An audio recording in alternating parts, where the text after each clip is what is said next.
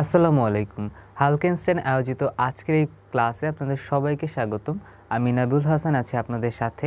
পড়াশোনা করছি জগন্নাথ বিশ্ববিদ্যালয়ের গণযোগাযোগ ও সাংবাদিকতা বিভাগের শেষ বর্ষে এবং আমি নটরডেম কলেজে প্রাক্তন শিক্ষার্থী ছিলাম। প্রিয় শিক্ষার্থীবৃন্দ, আজকে আমি আপনাদের সাথে আলোচনা করব একাদশ দ্বাদশ শ্রেণীর যুক্তিবিদ্যা প্রথম পত্রের ষষ্ঠ অধ্যায়।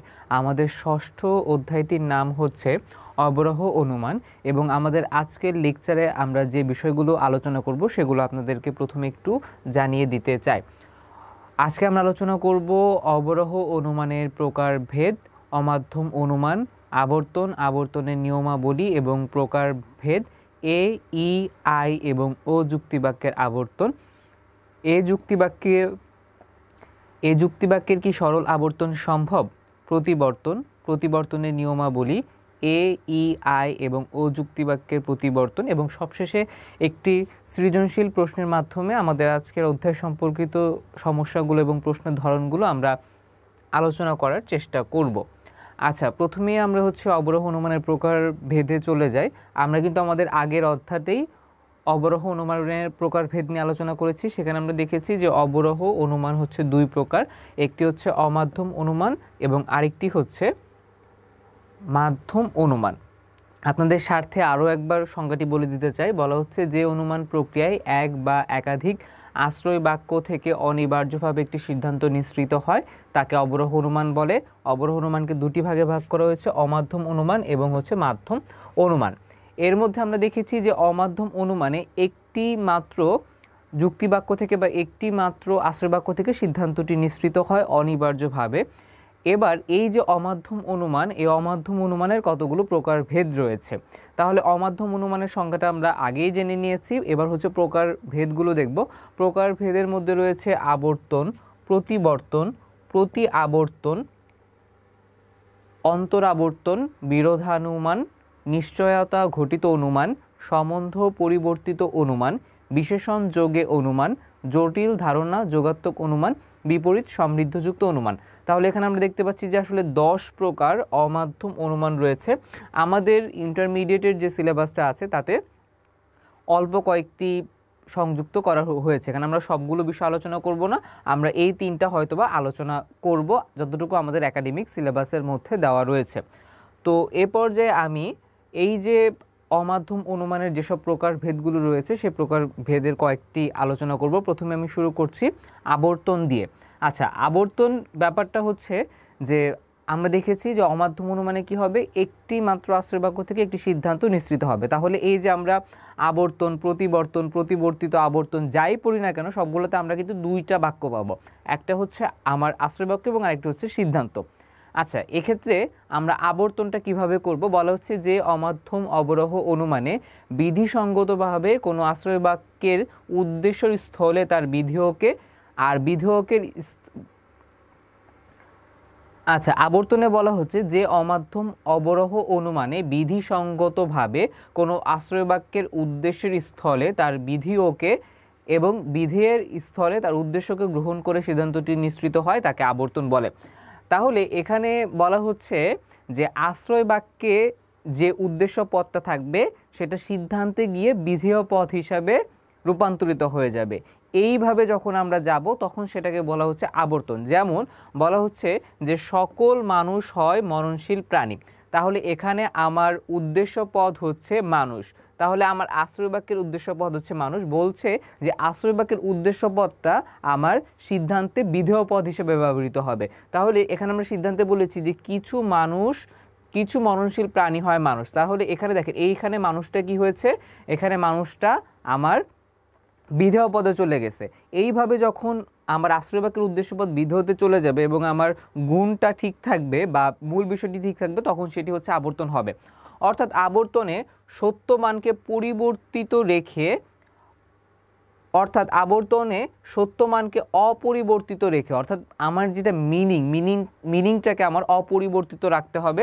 একটি আশ্রয় বাক্যের উদ্দেশ্য ও বিধেয়ের পারস্পরিক স্থান পরিবর্তন করে নতুন একটি সিদ্ধান্তে পৌঁছানো হয়। তাহলে এখানে আমার কি করলো, স্থানটা পরিবর্তন হলো। এবং এখানে আমরা বলছি যে সকল মানুষ হয় মননশীল প্রাণী। তাহলে এখানে সকল মানুষ হয় মননশীল প্রাণীর যে অর্থ বলছি কিছু মরণশীল প্রাণী হয় মানুষ, তাহলে কি হলো যে আমার যে কথাটির যে মিনিংটা কিন্তু একই থাকলো। আমি বলছি কিছু মরণশীল, কারণ মানুষ বাদেও অন্যান্য আরও মরণশীল প্রাণী রয়েছে। তাহলে এভাবে যখন বলছি আমার মূল কথাটার কিন্তু বিপরীত হচ্ছে না, মূল কথাটাকে আমি ঘুরিয়ে বলছি। এভাবে যখন আমরা মূল কথাটিকে ঠিক রেখে যখন আমরা একটি আশ্রয় বাক্যের উদ্দেশ্য পদটাকে সিদ্ধান্তের বিধেয় পদে রূপান্তরিত করতে পারবো, তখন সেটাকে বলা হচ্ছে আবর্তন। বলা হচ্ছে একটি সিদ্ধান্তে পৌঁছানো হয়। আবর্তনের আশ্রয় বাক্যকে বলা হয় আবর্তনীয় এবং সিদ্ধান্তকে বলা হয় আবর্তিত। অর্থাৎ এই যে আমার যে আশ্রয় বাক্যটা রয়েছে এটাকে বলা হয় হচ্ছে আবর্তনীয়।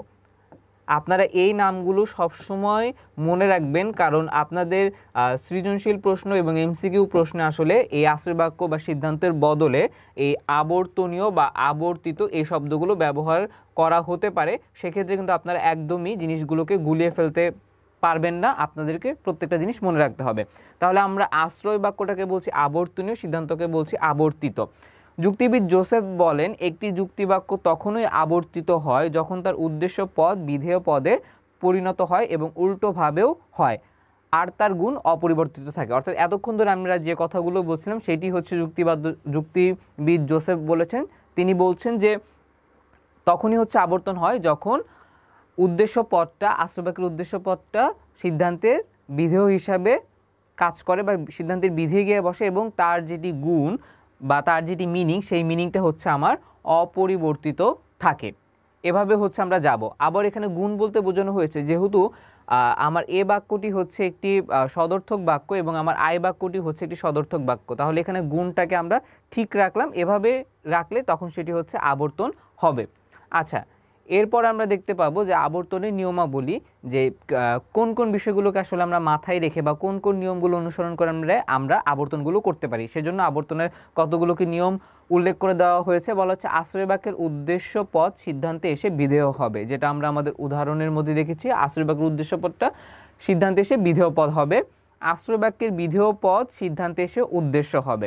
তাহলে এখানে যদি আমরা দেখি যখন এই যে মানুষ, সকল মানুষ হয় মরণশীল, তাহলে এখানকার মানুষটা কি করেছে, আমার এখানে ছিল উদ্দেশ্য, এখানে হয়ে গেছে বিধেয়, এবং আমার এখানে বিধেয় ছিল হচ্ছে মরণশীল প্রাণী, সেই মরণশীল প্রাণীটা তখন আমার সিদ্ধান্তে এসে হয়ে গেছে হচ্ছে উদ্দেশ্য। তাহলে এখানকার বিধেয় পদটা এখানে উদ্দেশ্য হলো, অর্থাৎ তারা কি করেছে, জায়গাটা পরস্পর এক্সচেঞ্জ করেছে বা পরস্পর তারা বিনিময় করেছে। এই বিষয়টাকেই বলা হয়েছে যে আশ্রয়বাক্যের বিধেয় পদ সিদ্ধান্তে এসে উদ্দেশ্য হবে, অর্থাৎ আশ্রয়বাক্যের বিধেয় পদটা সিদ্ধান্তে এসে উদ্দেশ্য হবে বা তারা হচ্ছে জায়গা পরিবর্তন করবে। আশ্রয় বাক্য সিদ্ধান্তের গুণের কোনো পরিবর্তন হয় না, অর্থাৎ আবর্তনীয় সদর্থক বা হ্যাবোধক হলে আবর্তিত হ্যাবোধক হবে, অন্যদিকে আবর্তনীয় নর্থক হলে বা নাবোধক হলে আবর্তিত নিয়র্থক বা নাবোধক হবে। বলা হচ্ছে আমরা আবর্তন করার সময় কোনো বাক্যের যে গুণের যে অংশটি, সেই গুণের অংশটি আমরা পরিবর্তন করতে পারবো না। যদি বাক্যটি সদর্থক হয় আশ্রয় বাক্যটি আবর্তনের ক্ষেত্রে, তাহলে আমাদের সিদ্ধান্তটাও হতে হবে সদর্থক, এবং আমাদের আশ্রয় বাক্য যদি নর্থক হয় তাহলে আমার সিদ্ধান্তটাও নর্থক হবে। এই নিয়মটা আমাদেরকে মেনে চলতে হবে। আশ্রয় বাক্যের অব্যাপ্য পদ সিদ্ধান্তে এসে ব্যাপ্য হতে পারবে না, এটা খুব গুরুত্বপূর্ণ। আমরা কিন্তু ব্যাপ্য অব্যাপ্য এগুলো আমরা আলোচনা করেছি। বলা হচ্ছে আশ্রয় বাক্যের কোনো অব্যাপ্য পদ সিদ্ধান্তে এসে ব্যাপ্য হতে পারবে না। এই নিয়মটা আমাদেরকে অবশ্যই অনুসরণ করতে হবে। আচ্ছা, এবার দেখি এই নিয়ম অনুসরণ করলে আমাদের কি হয়।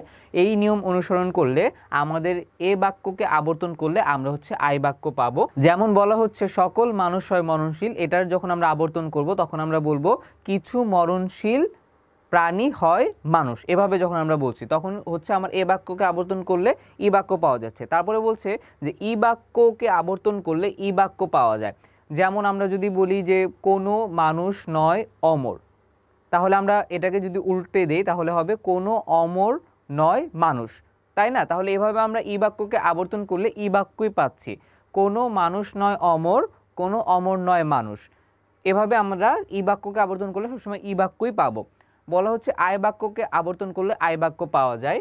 যেমন আমরা যদি বলি যে কিছু ফুল হয় সাদা, তাহলে আমরা এটা আবর্তন করলে পাবো কিছু সাদা হয় ফুল। তাহলে এইভাবে আমরা যখন আমরা আই বাক্যর আবর্তন করছি তখন আমরা সেখানে আই বাক্যটাই পাচ্ছি। আর বলা হচ্ছে ও বাক্যের আবর্তন করলে কোনো বাক্য পাওয়া যায় না, অর্থাৎ ও বাক্যের আবর্তন সম্ভব হয় না। ও বাক্যগুলো কীরকম, যদি আমি বলি যে কিছু যদি আমি বলি যে কিছু ফুল নয় সাদা, যদি আমি এভাবে বলি তাহলে এখানে আমাকে উল্টে দিলে বলতে হবে কিছু সাদা নয় ফুল। তাহলে এইভাবে যদি আমি বলি তাহলে এটা আসলে কোনো মিনিং ক্রিয়েট করে না। এখানে আমার যে নিয়মগুলো আছে সেই নিয়মগুলো হচ্ছে লঙ্ঘিত হচ্ছে। এই কারণে বলা হচ্ছে যে ও বাক্যের আবর্তন সম্ভব নয়। এখন ও বাক্যের আবর্তন কেন সম্ভব নয় সেটা আমাদের পরবর্তীতে আলোচনা করা হবে। বলা হচ্ছে আবর্তনের প্রকারভেদ, অর্থাৎ এই যে আমরা আবর্তন প্রক্রিয়াটি দেখছি এই প্রক্রিয়ার মধ্যেও এই আবর্তন প্রক্রিয়ার মধ্যেও দু ধরনের ভাগ রয়েছে।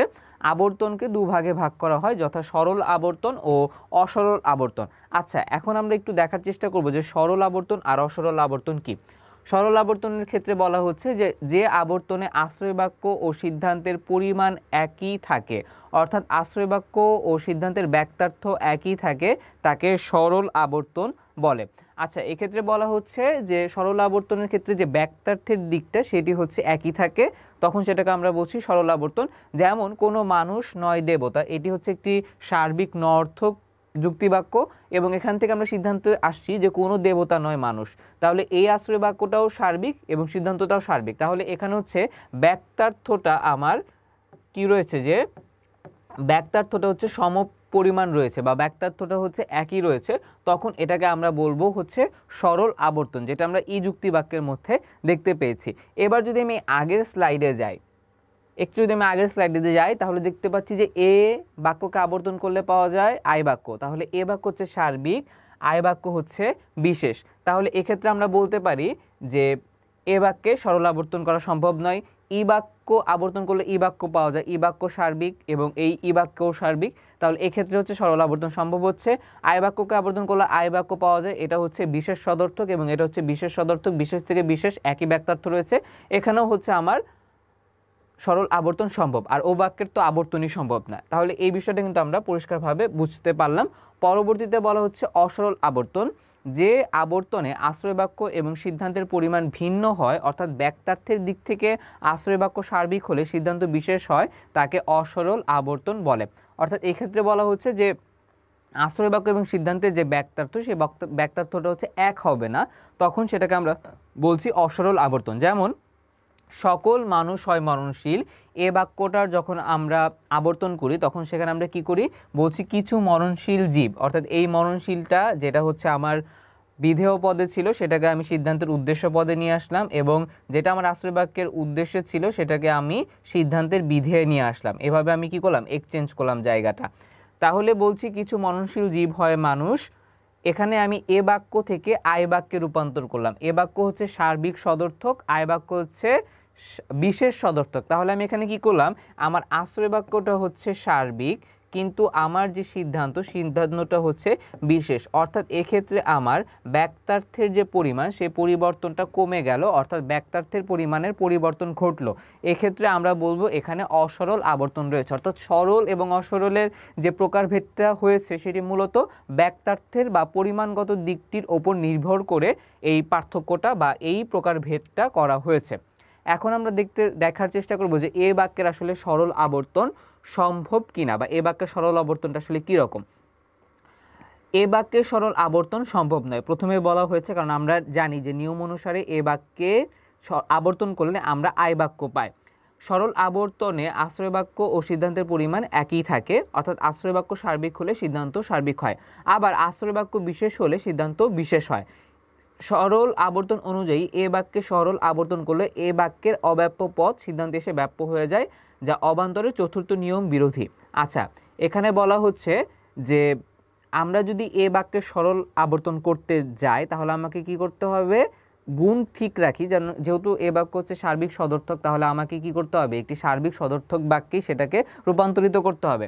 এখন যদি আমি এই কাজটা করি, যদি আমি বলি যে সকল কাক হয় কালো পাখি, সকল কাক হয় কালো পাখি, ঠিক আছে, তাহলে এখানে আমাকে কী করতে হবে, আমার আশ্রয় বাক্যের যেটা উদ্দেশ্যপদ রয়েছে সেটা আমাকে সিদ্ধান্তের বিধে আনতে হবে, আর আশ্রয় বাক্যের যেটা হচ্ছে বিধে আছে সেটা হচ্ছে আমার সিদ্ধান্তের উদ্দেশ্য আনতে হবে। এবং কি করব না, আমি হচ্ছে পরিমাণটাকে পরিবর্তন করব না, মানে যদি আমি সরল আবর্তন করতে চাই তখন আমি বলছি যে সকল কালো পাখি হয় কাক, সকল কাক হয় কালো পাখি, সকল কালো পাখি হয় কাক, মানে আমি সরল আবর্তন করার চেষ্টা করলাম। এটা করলে যেটা হচ্ছে, দেখেন আমি জানি যে এ বাক্যের উদ্দেশ্য পদ ব্যাপ্য এবং বিধেয় পদ হচ্ছে অব্যাপ্য। তাহলে একইভাবে আমার এখানে এ বাক্যের উদ্দেশ্য পদ ব্যাপ্য, বিধেয় পদ অব্যাপ্য। কিন্তু আবর্তনের চতুর্থ নিয়ম অনুযায়ী বলা হয়েছে যে আশ্রয় বাক্যের অব্যাপ্য পদ সিদ্ধান্তে এসে ব্যাপ্য হতে পারবে না। তাহলে এই যে এখানে কালো পাখিটা হচ্ছে অব্যাপ্য, কিন্তু এই কালো পাখি কি হচ্ছে যে সিদ্ধান্তে এসে কিন্তু ব্যাপ্য হয়ে গেছে, অর্থাৎ আবর্তনের চতুর্থ নিয়ম লঙ্ঘন করেছে। তাহলে এ বাক্যের যদি আমরা সরল আবর্তন করতে চাই তাহলে সেখানে আবর্তনের যে চতুর্থ নিয়মটি রয়েছে সেই নিয়মটি লঙ্ঘন হচ্ছে, এ কারণে এ বাক্যের সরল আবর্তন সম্ভব নয়। আচ্ছা, এটার ব্যাখ্যাটা কিভাবে লিখেছে? উপরের উদাহরণ থেকে দেখা যায় যে আশ্রয় বাক্যের বিধেয় পদ কালো পাখি অব্যাপ্য থেকে সিদ্ধান্তে এসে ব্যাপ্য হয়েছে। যুক্তিবিদ হ্যামিল্টন মনে করেন বিশেষ এক প্রকারের এ বাক্য আছে যাদের উদ্দেশ্য বিধেয় একই ব্যক্তি বা বস্তুকে নির্দেশ করে এবং যাতে উদ্দেশ্য বিধেয়ের ব্যাক্তার্থ সমান, সেক্ষেত্রে এ বাক্যে সরল আবর্তন করলে কোনো অসুবিধা হয় না। আচ্ছা, এখানে আমরা দেখছি যে এ বাক্যের সরল আবর্তন সম্ভব নয়, তবে যুক্তিবিদ হ্যামিল্টন বলছে যে কিছু ধরনের এ বাক্য আছে যেগুলো হচ্ছে ব্যক্তি বা বস্তুকে নির্দেশ করে, অর্থাৎ যেগুলো হচ্ছে একক কোনো ব্যক্তি বা বস্তুকে নির্দেশ করে। এই ধরনের যদি কোনো এ বাক্য থাকে তাহলে সেই এ বাক্যের যদি আমরা সরল আবর্তন করি তখন দেখা যায় যে উদ্দেশ্য এবং বিধেয়ের ব্যাক্তার্থটা সমান থাকে, সেক্ষেত্রে এ বাক্যের সরল আবর্তন করা সম্ভব। এটা একটা এক্সেপশনাল ইস্যু, এটাকে আমাদের মাথায় নাও রাখলেও হবে। আমাদেরকে এটা মাথায় রাখতে হবে যে এ বাক্যের সরল আবর্তন সম্ভব নয়। আমরা যদি এ বাক্যের সরল আবর্তন করি তাহলে আবর্তনের চতুর্থ নিয়ম অর্থাৎ আশ্রয় বাক্যের কোনো অব্যাপ্য পদ সিদ্ধান্তে সে ব্যাপ্য হতে পারবে না, এই নিয়মটি লঙ্ঘন হয়। আচ্ছা, এর পরবর্তীতে আমরা আলোচনা করব, এটারই একটা উদাহরণ দেওয়া হয়েছে এ বাক্যে, যেমন বলা হচ্ছে আদম হন প্রথম মানব, আবার বলা হচ্ছে প্রথম মানব হন আদম। তাহলে এখানে কি করছি আমি, এই যে আদম হন প্রথম মানব, এই আমার উদ্দেশ্য পদ হচ্ছে ব্যাপ্য, বিধেয় পদ হচ্ছে অব্যাপ্য। এখানে আমার সিদ্ধান্তে এসে আমার এই আশ্রয় বাক্যের অব্যাপ্য পদ সিদ্ধান্তে এসে ব্যাপ্য হয়ে যাচ্ছে। তাহলে এই ক্ষেত্রে আমার কি করছে, আবর্তনের চতুর্থ নিয়মটাকে লঙ্ঘন করছে, অর্থাৎ এ বাক্যে সরল আবর্তন সম্ভব নয়। আপনাদের যদি পরীক্ষার মধ্যে আসে যে এ বাক্যে সরল আবর্তন সম্ভব কিনা, তাহলে আপনারা এ বাক্যে সরল আবর্তন সম্ভব নয় এবং কেন নয়, কোন নিয়মটাকে লঙ্ঘন করে সেটি আপনারা বিস্তারিতভাবে উল্লেখ করে দিবেন। আচ্ছা, এরপর আমরা আলোচনা করব ও বাক্যের কি আবর্তন সম্ভব। আমরা প্রথমেই দেখেছি যে ও বাক্যের আবর্তন সম্ভব না। এখন ও বাক্যের আবর্তন তাহলে কেন সম্ভব না সেটার ব্যাখ্যাটা আমরা তখন জানি না, এখন জানবো। বলা হচ্ছে ও বাক্যকে আবর্তন করা যায় না কারণ ও বাক্য বিশেষ নঅর্থক বাক্য। আমরা জানি ব্যাপ্যতার নিয়ম অনুসারে ও বাক্যের উদ্দেশ্য পদ অব্যাপ্য এবং বিধেয় পদ ব্যাপ্য, কিন্তু আবর্তনের চতুর্থ নিয়ম অনুসারে আবর্তনীয় এসে ব্যাপ্য হতে পারবে না। আচ্ছা, আমি সহজভাবে আপনাদেরকে বুঝিয়ে দিই। ও বাক্যের একটি আমরা প্রথমে উদাহরণ নিই। ও বাক্যটা হচ্ছে যে কিছু কিছু ফুল নয়, কিছু ফুল নয় গন্ধযুক্ত, এটা হচ্ছে আমি বললাম। এখন আমি যদি এর আবর্তন করতে চাই, যেহেতু এটা হচ্ছে নঅর্থক বাক্য, তাই আমাকে কি করতে হবে, একটা নঅর্থক বাক্যের মধ্যে আবর্তন করতে হবে। এবং আমরা জানি আবর্তন হচ্ছে অবরোহ অনুমানের প্রকারভেদ, অর্থাৎ এক্ষেত্রে আমি কখনোই কোনোভাবেই কি করতে পারবো না, যেহেতু এটা বিশেষ বাক্য সেহেতু আমি কোনো সার্বিক বাক্য নিতে পারবো না, অর্থাৎ এটাকে আমি ই বাক্যে রূপান্তর করতে পারবো না, কারণ আমি বিশেষ বাক্য থেকে কোনো সার্বিক বাক্যের সিদ্ধান্তে আসতে পারবো না অবরোহ অনুমানের ক্ষেত্রে। তাহলে এখানে আমাকে কি করতে হবে, যদি আমি আবর্তন করতে চাই তাহলে এটাকে আমার একটা ও বাক্যে আবর্তন করার চেষ্টা করতে হবে। এখন আমি চেষ্টা করে দেখি যে আবর্তন হয় কিনা। তাহলে এখানে আমরা বলবো কিছু ফুল নয় গন্ধযুক্ত, তাহলে এখানে আমার উদ্দেশ্য পদ হচ্ছে ফুল এবং বিধেয় পদটা হচ্ছে গন্ধযুক্ত। তাহলে এটাকে আমার জায়গাটা এক্সচেঞ্জ করতে হবে। এখানে আমি বলবো কিছু গন্ধযুক্ত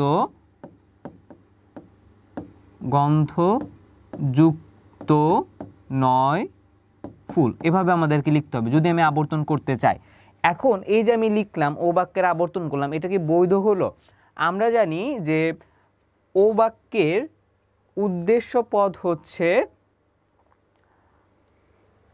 অব্যাপ্য, বিধেয় পদ হচ্ছে ব্যাপ্য। তাহলে এটা যখন আমি আবর্তন করলাম তখন আমার এখানে উদ্দেশ্য পদটা হয়ে গেল হচ্ছে আমার অব্যাপ্য, বিধেয় পদ হয়ে গেল হচ্ছে ব্যাপ্য। এখন এই যে আমরা বলছি আবর্তনের নিয়ম অনুযায়ী যে আশ্রয় বাক্যের উদ্দেশ্য পদ সিদ্ধান্তে এসে ব্যাপ্য হতে পারবে না, তাহলে যে আশ্রয় বাক্যের ফুল এটা ছিল অব্যাপ্য, এটা কি করলো সিদ্ধান্তে এসে ব্যাপ্য হয়ে গেল, অর্থাৎ আবর্তনের যে চতুর্থ নিয়মটি লঙ্ঘন করলো। তাই ও বাক্যের কিন্তু আবর্তন করা সম্ভব নয়, এটা আমাদের সবার মাথায় ঢুকে রাখতে হবে, ও বাক্যের আবর্তন সম্ভব নয়। আচ্ছা, এরপরে আমরা আরও একটি প্রকার ভেদ নিয়ে আলোচনা করব অমাধ্যম অনুমানের, সেটি হচ্ছে প্রতিবর্তন। আচ্ছা, প্রতিবর্তনটা কিভাবে করব? আমরা দেখেছি যে আবর্তনের ক্ষেত্রে একটা নিয়ম মেনে হচ্ছে আবর্তন করতে হয়, ঠিক একইভাবে প্রতিবর্তনের ক্ষেত্রেও কিছু নিয়ম আছে। বলা হচ্ছে যে অমাধ্যম অবরোহ অনুমানে আশ্রয় বাক্য ও সিদ্ধান্তের উদ্দেশ্য পদকে অপরিবর্তিত রেখে গুণগত পরিবর্তন করে আশ্রয় বাক্যের বিধেয় পদের বিরুদ্ধ পদকে সিদ্ধান্তের বিধেয় হিসেবে ব্যবহার করা হয়, তাকে প্রতিবর্তন বলে। আচ্ছা, এখানে বলা হচ্ছে যে প্রতিবর্তনের ক্ষেত্রে আশ্রয় বাক্যের উদ্দেশ্য পদ যেটা, উদ্দেশ্য পদটা ঠিক থাকবে, অর্থাৎ আশ্রয় বাক্যের উদ্দেশ্য পদ এবং বিধেয়ের উদ্দেশ্য পদটা একই থাকবে। আশ্রয় বাক্যের যেটা বিধেয় পদ থাকবে তার একটি বিরুদ্ধ শব্দ সিদ্ধান্তের বিধেয়ে ব্যবহার করা হবে। যেমন সকল মানুষ হয় মরণশীল, এখানে বলা হচ্ছে যে সকল মানুষ হয় মরণশীল, এখানে মানুষটা হচ্ছে আমার উদ্দেশ্য পদ এবং মরণশীলটা হচ্ছে আমার বিধেয় পদ। তাহলে এখানে আমি কি করব? এখানে আমি হচ্ছে আমার উদ্দেশ্য পদটাকে ঠিক রাখবো এবং বিধেয় পদের হচ্ছে আমার একটি বিরুদ্ধ পদ, মানে মরণশীলের বিরুদ্ধ পদ হচ্ছে অমরণশীল, এটাকে আমার বিরুদ্ধ পদ ব্যবহার করতে হবে। সেজন্য আমি লিখেছি যে সকল মানুষ হয় মরণশীল, এটা সিদ্ধান্তে লিখেছি কোনো মানুষ নয় অমরণশীল। তাহলে এখানে কি করেছে, আমার এই যে মানুষ মানুষ অর্থাৎ এই যে আমার উদ্দেশ্য পদটা ঠিক আছে, আর বিধেয় পদের যেটা রয়েছে সেটার আমি বিরুদ্ধ শব্দ এখানে ব্যবহার করেছি। এই নিয়ম অনুসারে যখন আমি কোনো অমাধ্যম অনুমানের সিদ্ধান্ত গ্রহণ করব তখন সেটাকে বলা হয় হচ্ছে প্রতিবর্তন। আরেকটা জিনিস বলা হচ্ছে প্রতিবর্তনে সদর্থক যুক্তিবাক্যকে নঅর্থক করা হয় এবং নঅর্থক যুক্তিবাক্যকে সদর্থক করা হয়। অর্থাৎ প্রতিবর্তনের আশ্রয় বাক্যে অর্থাৎ আমরা দেখতে পাচ্ছি যে প্রতিবর্তনের ক্ষেত্রে যদি আশ্রয় বাক্যটা যদি সদর্থক হয় তাহলে সিদ্ধান্তটা হবে নঅর্থক, আশ্রয় বাক্য যদি নঅর্থক হয় সিদ্ধান্ত হবে সদর্থক। যেমন এখানে আমরা দেখছি যে সকল মানুষ হয় মরণশীল, এটা হচ্ছে একটি সদর্থক যুক্তি বাক্য, কিন্তু যখন আমরা সিদ্ধান্ত নিয়েছি তখন আমরা বলছি কোনো মানুষ নয় অমর, যেহেতু এখানে নয় আছে সেহেতু এখানকার আমার সিদ্ধান্তটা হচ্ছে নঅর্থক। ঠিক আছে, এখানে আমরা এই বিষয়টা পরিষ্কার করলাম। আরেকটা জিনিস বলবো যে এই প্রতিবর্তনের ক্ষেত্রে যেটা হচ্ছে আশ্রয় বাক্য থাকে সেটাকে বলা হয় প্রতিবর্তনীয়, আর যেটা হচ্ছে সিদ্ধান্ত হয় সেটাকে বলা হয় প্রতিবর্তিত। তাহলে এই যে টার্মগুলো এগুলো কিন্তু আপনাদেরকে মাথায় রাখতে হবে। অর্থাৎ যে অমাধ্যম অনুমানে আশ্রয় বাক্যের গুণ পরিবর্তন করে এবং অর্থ অপরিবর্তিত রেখে সিদ্ধান্ত অনুমান করা হয় তাকে প্রতিবর্তন বলে।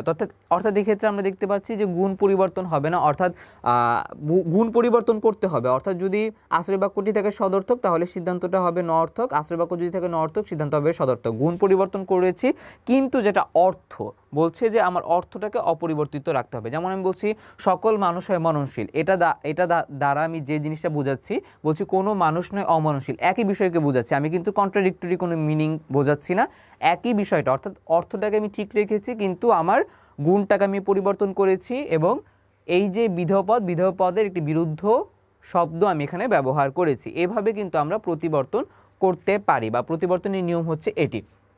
আচ্ছা, এবার আমরা দেখব যে প্রতিবর্তনের কোন কোন নিয়মকে উল্লেখ করা হয়েছে। বলা হচ্ছে আশ্রয় বাক্য সিদ্ধান্তের উদ্দেশ্য পদ একই হবে, যেটা আমরা আগের উদাহরণেই দেখেছি যে মানুষ মানুষ আমার উদ্দেশ্য পদটা একই রয়েছে। দ্বিতীয় নিয়মটা হচ্ছে আশ্রয় বাক্য ও সিদ্ধান্তের বিধেয় পদ পরস্পর বিরুদ্ধ পদ হবে। আগের উদাহরণে আমরা দেখতে পেয়েছি যে মরণশীল থেকে অমরণশীল হয়েছে, অর্থাৎ একটি বিরুদ্ধ পদ এখানে ব্যবহার করা হয়েছে। আশ্রয় বাক্য সিদ্ধান্তের গুণ আলাদা হবে, অর্থাৎ প্রতিবর্তনীয় সদর্থক যুক্তিবাক্য হলে প্রতিবর্তিত নঅর্থক যুক্তিবাক্য এবং প্রতিবর্তনীয় নঅর্থক যুক্তিবাক্য হলে প্রতিবর্তিত সদর্থক যুক্তিবাক্য হবে। অর্থাৎ এক্ষেত্রে বলা হচ্ছে যে আশ্রয় বাক্যটা যদি সদর্থক হয় আমার সিদ্ধান্তটা হবে নঅর্থক, আশ্রয় বাক্য যদি নঅর্থক হয় তাহলে আমার সিদ্ধান্তটা হবে সদর্থক, অর্থাৎ গুণ যেটি রয়েছে সেটি কিন্তু পরিবর্তন হয়ে যাবে। আশ্রয় বাক্য সিদ্ধান্তের পরিমাণ বা ব্যক্তার্থ একই থাকবে। আচ্ছা, এখানে খুব গুরুত্বপূর্ণ জিনিস বলা হচ্ছে যে আশ্রয় বাক্য সিদ্ধান্তের পরিমাণ বা ব্যক্তার্থ একই থাকবে।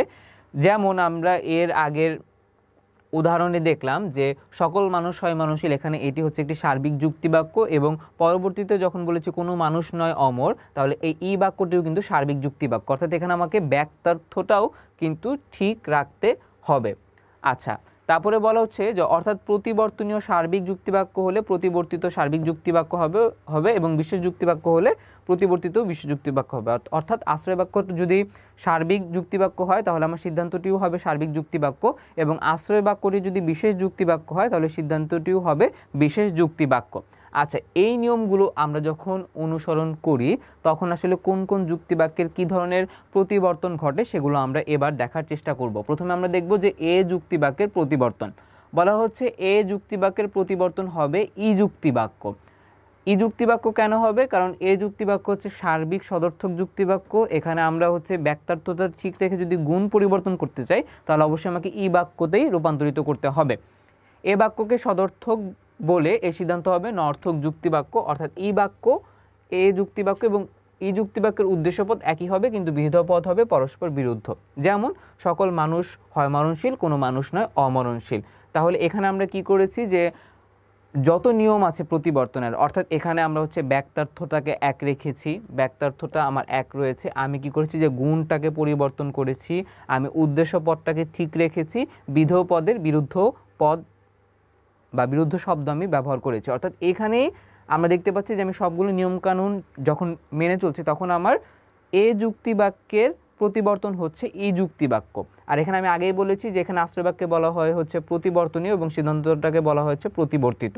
আচ্ছা, প্রতিবর্তনের নিয়ম অনুসারে উদ্দেশ্যপদ মানুষ অপরিবর্তিত রয়েছে, আশ্রয় বাক্য সিদ্ধান্তের গুণের পরিবর্তন হয়েছে, পরিমাণ একই রয়েছে, অর্থাৎ এ যুক্তিবাক্যের প্রতিবর্তন বৈধ বলে প্রতিপন্ন হয়েছে। তাহলে আমরা বলতে পারি যে এ যুক্তিবাক্যের বৈধ প্রতিবর্তন সম্ভব বা এ যুক্তিবাক্যের প্রতিবর্তন সম্ভব, এবং যেটা হবে হচ্ছে ই যুক্তিবাক্য।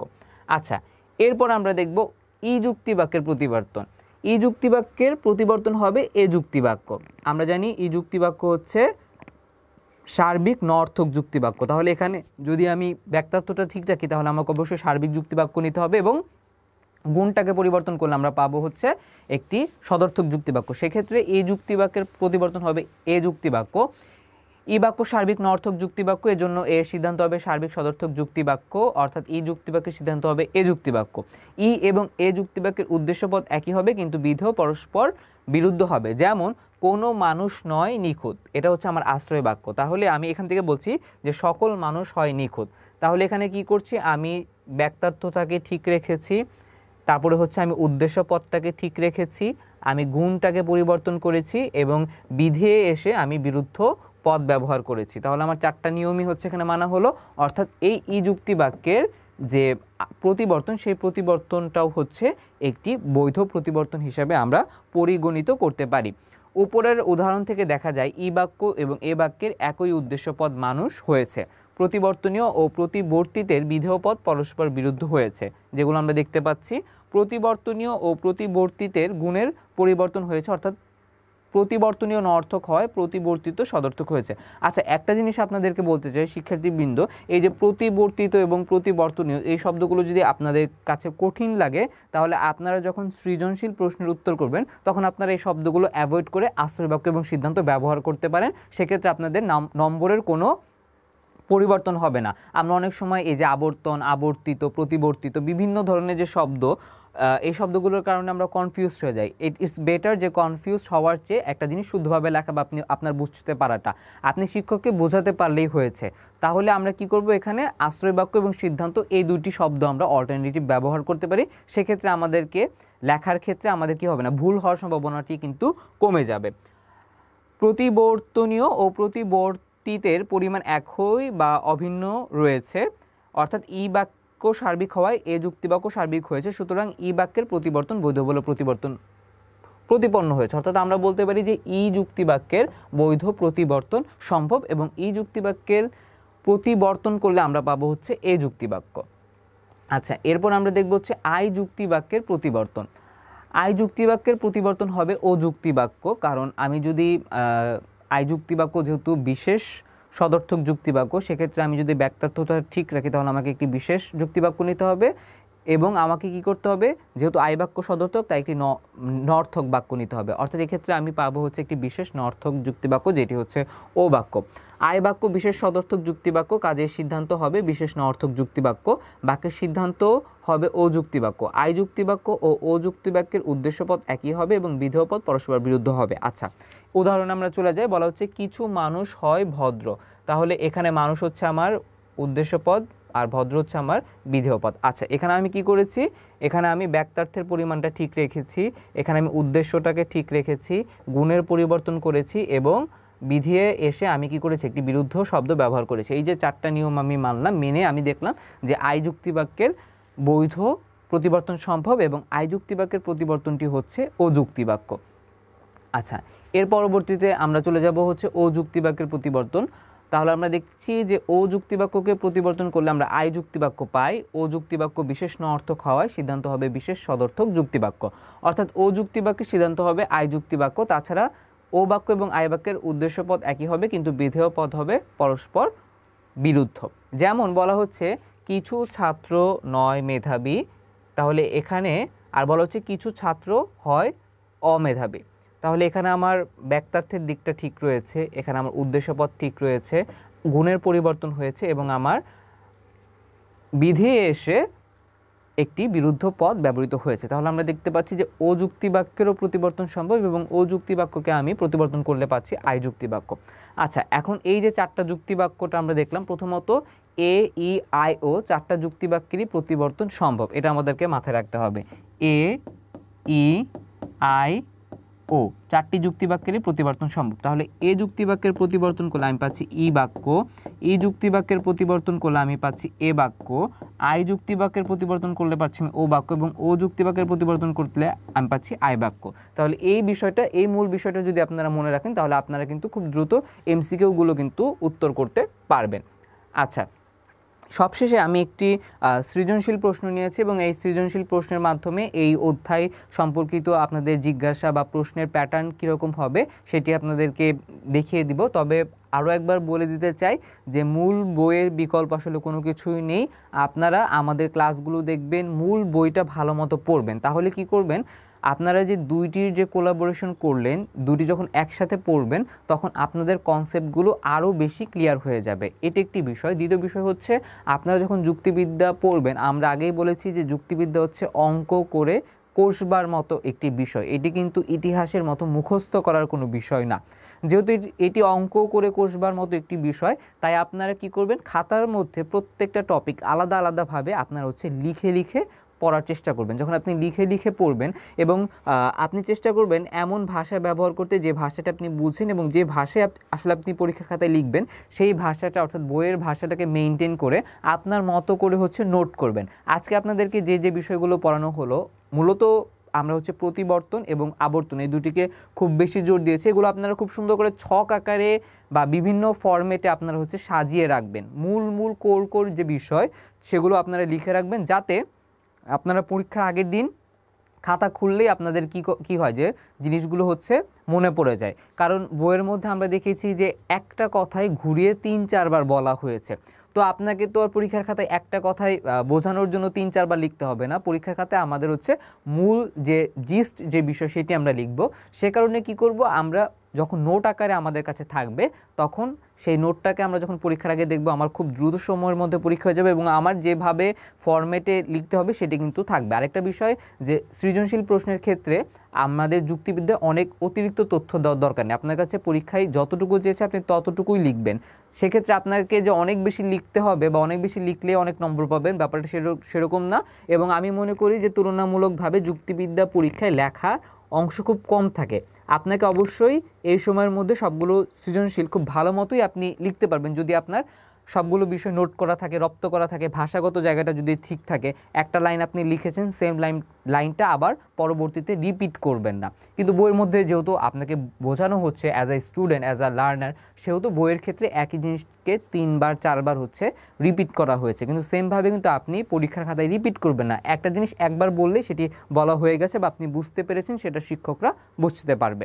তাহলে আপনারা এই টেকনিকগুলো কিন্তু আপনাদের পরীক্ষার মধ্যে, পরীক্ষার হলে এগুলো কিন্তু আপনারা অ্যাপ্লাই করবেন। আচ্ছা, এরপরে বলা হচ্ছে যে সৃজনশীল প্রশ্নটা যেটা রয়েছে সেটার উদ্দীপকটা একটু পড়তে চাই। বলছে যে সুজন সুমনাকে বলল সকল ভূমিকম্প হয় ধ্বংসাত্মক।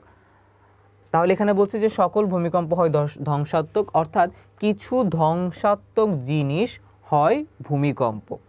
আচ্ছা, সুমন সুজনাকে বলল তুমি ঠিকই বলেছ, সকল ভূমিকম্প হয় ধ্বংসাত্মক, অর্থাৎ আমরা এভাবে বলতে পারি কোনো ভূমিকম্প নয় অধ্বংসাত্মক।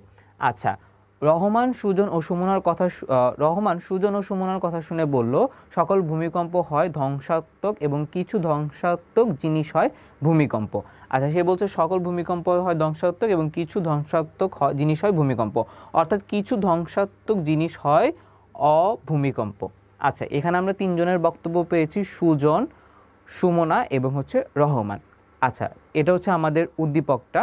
প্রথমে বলা হচ্ছে যে অমাধ্যম অনুমান বলতে কি বোঝো, যেটা আমাদের আগেই আলোচনা করা হয়েছে যে অবরোহ অনুমানে একটি মাত্র আশ্রয়বাক্য থেকে অনিবার্যভাবে সিদ্ধান্ত নিশ্চিত করা হয় তাকে অমাধ্যম অনুমান বলে। এটা 1 নম্বরের যেহেতু প্রশ্ন, আপনি সংক্ষিপ্তভাবে 1 লাইনে লিখলেই নম্বরটি পেয়ে যাবেন। দ্বিতীয় যে প্রশ্নটি রয়েছে সেটা হচ্ছে অমাধ্যম অনুমানে আশ্রয়বাক্য ও সিদ্ধান্ত সমান থাকাকে কি বলে। আচ্ছা, এখানে যেটা দেখছি যে অমাধ্যম অনুমানের মধ্যে আমরা প্রকারভেদ দেখেছি, আবর্তন, প্রতিবর্তন। তো এখানে বলা হচ্ছে আশ্রয়বাক্য সিদ্ধান্ত সমান থাকা। আমরা দেখেছি যে প্রতিবর্তনের মধ্যে আশ্রয়বাক্য ও সিদ্ধান্তের যে এই ব্যাক্তার্থটি সমান থাকে। তাহলে এটাকে আমরা বলছি প্রতিবর্তন। এভাবে আপনি প্রতিবর্তনটাকে আইডেন্টিফাই করে প্রতিবর্তনের যে সংজ্ঞাটি সেই সংজ্ঞাটি বা প্রতিবর্তনের যে একটি বৈশিষ্ট্য রয়েছে, ব্যাক্তার্থটা পরিবর্তন হবে না, সেই বৈশিষ্ট্যটি আপনি উল্লেখ করতে পারেন। বলা হচ্ছে যে সুজনের বক্তব্যে অমাধ্যম অনুমানের কোন দিকটি প্রতিফলিত হয়েছে। আচ্ছা, আমরা এখানে দেখব সুজনের বক্তব্য। সুজন কি বলেছে? সুজন বলেছে যে কিছু সকল ভূমিকম্প হয় ধ্বংসাত্মক, তারপরে বলেছে কিছু ধ্বংসাত্মক জিনিস হয় ভূমিকম্প। তাহলে আমরা জানি যে অমাধ্যম অনুমানের আমরা প্রকারভেদের মধ্যে আবর্তন বা প্রতিবর্তন পেয়েছি, তার মধ্যে এটি আমাদের আবর্তন। কেন আবর্তন? কারণ এখানে আমরা এই যে আশ্রয় বাক্যের যে উদ্দেশ্যপদ সেটা কি করেছে, যে সিদ্ধান্তে গিয়ে বিধেয় হয়ে গেছে, এবং আশ্রয় বাক্যের যেটা বিধেয় পদ সেটা সিদ্ধান্তে গিয়ে উদ্দেশ্য হয়ে গেছে। এবং আমরা দেখেছি এখানে মূল যে অর্থ এবং গুণ যেটি রয়েছে, অর্থাৎ এই যে হয়, এই হয়টি কিন্তু কি রয়েছে, অপরিবর্তিত রয়েছে। তাই এটিকে আমরা বলতে পারি যে আবর্তন হয়েছে। সবার প্রথমে আপনার বলতে হবে যে অমাধ্যম অনুমানের আবর্তনের দিকটি প্রতিফলন ঘটেছে। এরপরে আপনাকে বলতে হবে আবর্তন কি, তারপরে আপনাকে বলতে হবে এই যে আশ্রয়বাক্য এবং সিদ্ধান্তটি রয়েছে এটিতে কিভাবে আবর্তন প্রতিফলিত হয়েছে। এবং আমরা সবাই জানি যে এটি একটি এ বাক্য, এবং এ বাক্যকে যদি আমি আবর্তন করি তাহলে আমি পাবো একটি আই বাক্য। তাহলে এভাবে আবর্তনের নিয়মাবলীগুলো দিয়ে আপনি দেখানোর চেষ্টা করবেন যে এটি একটি বৈধ আবর্তন বা এটি একটি আবর্তন হয়েছে। বলা হচ্ছে সুমনের বক্তব্যের সাথে রহমানের বক্তব্যের পারস্পরিক সম্পর্ক বিশ্লেষণ করো। আচ্ছা, সুমনা এবং রহমান, সুমনা কি বলেছে? সুমনা বলছে যে সকল ভূমিকম্প হয় ধ্বংসাত্মক, সকল ভূমিকম্প হয় ধ্বংসাত্মক, অর্থাৎ আমরা এভাবে বলতে পারি ভূমিকম্প নয় অধ্বংসাত্মক। তাহলে এখানে এই যে ভূমিকম্প নয় অধ্বংসাত্মক, এই যে এখানে কি করেছে, একটা বিরুদ্ধ শব্দ ব্যবহার করেছে, এবং বিরুদ্ধ শব্দটা আমরা ব্যবহার করি প্রতিবর্তনের ক্ষেত্রে, এবং এখানে কিন্তু আমাদের উদ্দেশ্য পদটা কিন্তু আমার ঠিক রয়েছে।